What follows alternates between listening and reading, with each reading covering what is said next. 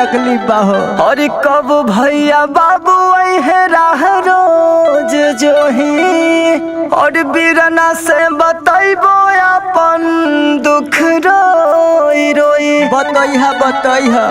अरे फंस गइल पापा मोहर शादी करके, फंस गइल पापा मोहर शादी करके। भैया हनोई हर से अखिया मोर फरके,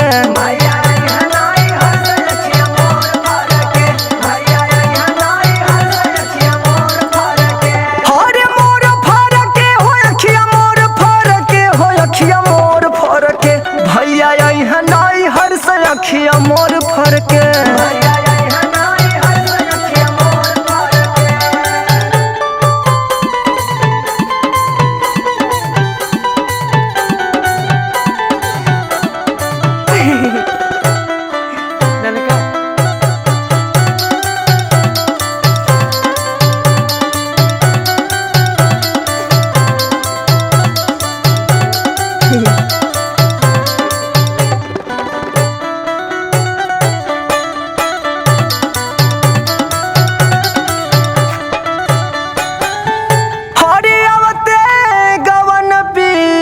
बेला ना धरवले तब तो बड़ी निर्दयी बहो।